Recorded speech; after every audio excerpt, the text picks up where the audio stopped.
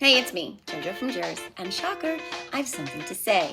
Donald Trump shared a truth over on his fake Twitter about how one of his top priorities as president would be to, you guessed it, repeal Obamacare. Funny thing about that, though, didn't he say he was going to do that immediately way back in 2015 and 2016? And then when it went up for a vote in a Republican majority Senate and John McCain infamously gave him the finger, the thumb, that is. My daughter was 3 years old when Donald Trump first promised to repeal and replace Obamacare immediately. He then said we'd have a plan in 2 weeks. We still have Obamacare. Donald Trump still has no plan. And my daughter is now 10. I will say, though, that this one thing about what he's now claiming made me curious about his actual record on a whole bunch of things. So let's take a look at Trump's final numbers.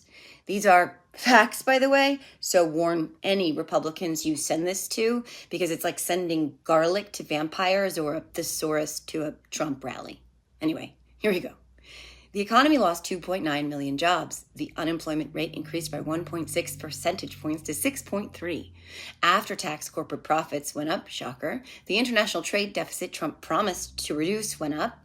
The U.S. trade deficit in goods and services in 2020 was the highest since 2008 and increased 40.5% from 2016.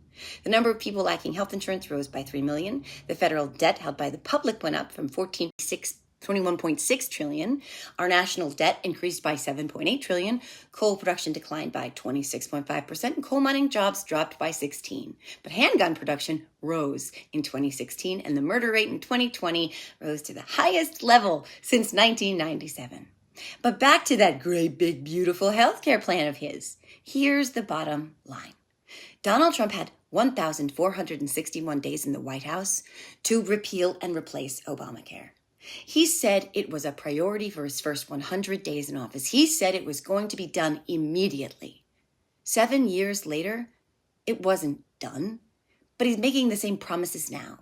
His legacy is one of failure, broken promises, criminality, and corruption. The only thing he delivered was a massive tax break to the very corporations price gouging now. 7 years, a failed presidency, 2 impeachments, 4 indictments, 91 charges later, and he's promising the same shit he promised in 2016 but never delivered? How stupid do people have to be to believe him again? Well, that does it for today's rant. See you all next time.